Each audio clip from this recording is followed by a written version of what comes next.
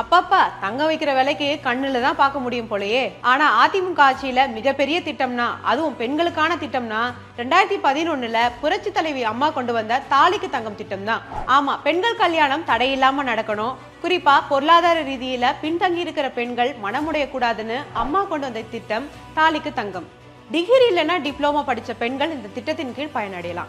இப்படி வச்சதுக்கு காரணம் பெண்கள் 12ஆம் வகுப்போட நிக்காம தொடர்ந்து உயர்கல்வியை படிக்கணும்னு சொல்லிதான். இருந்தாலும் 10வது படிச்சிருந்தாலே இந்த திட்டத்தின் கீழ் பயன்பெற முடியும். அதுவும் பழங்குடியின பெண்கள் 5வது படிச்சிருந்தாலே இந்த திட்டத்தின் மூலம் பயன்பெறலாம். இதுல தாலிக்கு 4 கிராம் தங்கம் மட்டும் இல்ல, 50,000 ரூபாய் வரைக்கும் பணமும் கொடுத்தாங்க. 2016ல இந்த திட்டத்துல 4 கிராமா இருந்ததை உயர்த்தி 8 கிராம் தங்கமா, அதாவது 1 பவுனா கொடுத்தாங்க. இது வரைக்கும் இந்த திட்டத்துல, அதாவது 2011ல இருந்து 2021 வரைக்கும் 8,70,478 பெண்கள் பயனடைஞ்சிருக்காங்க. அதிகபட்சமா பார்த்தா விழுப்புரம் மாவட்டத்துல 80,912 பேரும், வேலூர் மாவட்டத்துல 76,094 பேரும், பெரம்பலூர் மாவட்டத்துல 13,617 பேரும் பயனடைஞ்சிருக்காங்க.